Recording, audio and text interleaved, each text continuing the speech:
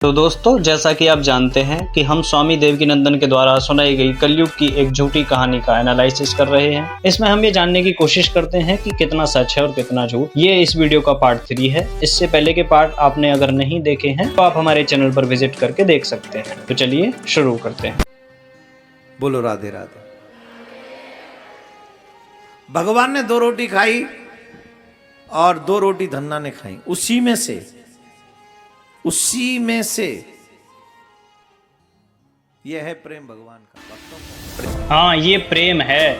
मतलब कोई भूखा मर रहा है, तुमसे खुशामद कर रहा है, तुमसे बार बार विनती कर रहा है, तब जा करके तुम उसके सामने प्रकट हो रहे हो, तब जा करके तुम उसका खाना खा रहे हो।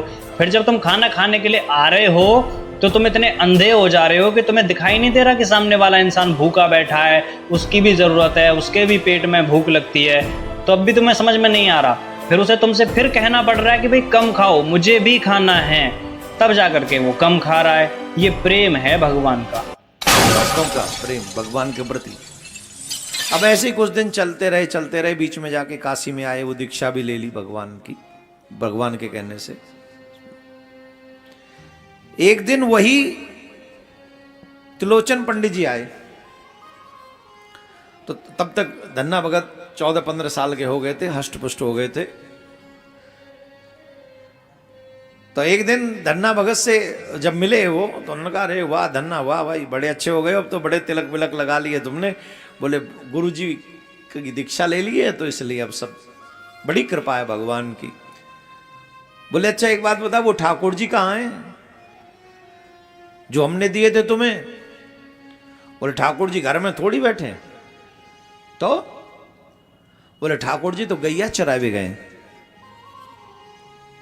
ध्यान से सुनना, एक द्वापर युग में माँ यशोदा की गैया, बाबा नंद की गैया कन्हैया ने चराई, भगवान ने चराई। एक कलयुग में धन्ना भगत की गैया गोविंद ने चराई। इसी कलयुग में चराई है। जो लोग कहते हैं ना भगवान नहीं है, यहां वो बात सिद्ध हो जाती है, नाच न जाने आंगन के। भाई यहाँ पर ये बात सिद्ध कैसे हो गई? जो लोग कहते हैं भगवान नहीं है, वो इसलिए कहते हैं क्योंकि कोई सबूत नहीं है, कोई तरीका नहीं है तुम्हारे पास में जिससे तुम ये साबित कर सको कि भगवान है। अब तुमने कहानी सुना दी कि कोई आया, उसने किसी को पत्थर दे दिया, पत्थर को लेकर वो खेत पर गया, पत्थर में से भगवान प्रकट हो गए, उन्होंने खाना खा लिया। ये कहानी तो तुमने सुना दी ना। इस कहानी का कोई साक्ष्य तो है नहीं बाबा, कोई वीडियो तो बनी हुई है नहीं, कहीं पर कोई सबूत तो है नहीं जिससे ये साबित हो सके कि हाँ ऐसा हुआ है। ये तुम कुछ भी मनगढ़ंत कहानी सुनाते रहो कि पत्थर में से आदमी निकल आया। भाई इस तरह का कोई भी एक्सपेरिमेंट आज तक साबित नहीं हुआ है, कहीं पर भी ऐसा कुछ नहीं देखा गया है। तो हम ये कैसे मान लें कि ऐसा हुआ है? हृदय में शुद्धता है नहीं, पवित्रता है नहीं, भगवान के विषय में जानकारी नहीं, मिलना चाहते नहीं, ऊपर से भगवान को दोष दे दिया कि वो भगवान मिलते नहीं। इसी कलिकाल में भगवान धन्ना भगत की गाय चराते हैं। हृदय में पवित्रता नहीं है।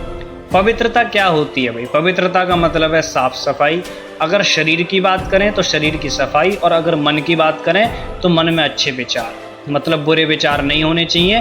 तो कहा जाएगा कि तुम्हारे मन में पवित्रता है। हृदय में पवित्रता क्या होती है? आप साफ कर सकते हो शरीर को, आप शरीर को धो सकते हो, शरीर के ऊपर साबुन लगा सकते हो, शरीर के अंदर आप परिवर्तन कर सकते हो, लेकिन भीतर जाके परिवर्तन कैसे करोगे हृदय में? हृदय क्या है? दिल है जो धड़कने का काम करता है, आपके शरीर के अंदर होता है, 24 घंटे धड़कता रहता है, फेफड़े फूलते हैं, उसकी वजह से आपको सांस आता है। उसके अंदर पवित्रता कैसे होगी, सफाई कैसे होगी उसके अंदर जाकर? हृदय के अंदर पानी डालेंगे बाबा हम, या हृदय के अंदर साबुन मलेंगे, अंदर के मुंह में साबुन डाल देते हैं, शरीर के अंदर साबुन जाएगा, वो साफ करके आ जाएगा? कुछ ऐसा करेंगे क्या? भाई जो विचार चलते हैं, विचार तो इंसान के मन में चलते हैं, तो विचारों को परिवर्तित किया जा सकता है कि अगर बुरे विचार हैं तो उन्हें छोड़ के अच्छे विचारों को धारण किया जाए। लेकिन अगर शरीर की पवित्रता की बात की जा रही है तो शरीर के अंदर तो कोई परिवर्तन नहीं हो सकता ना, हृदय में तो कोई परिवर्तन नहीं हो सकता। तो फिर हृदय की पवित्रता की बात कहाँ से आ गई? तो दोस्तों, ये था इस वीडियो का पार्ट 3। पार्ट 4 के लिए आप हमारे चैनल पर बने रहें, सब्सक्राइब जरूर करें ताकि वीडियो आते ही आपको नोटिफिकेशन मिल जाए। ये वीडियो देखने के लिए आपका बहुत बहुत धन्यवाद।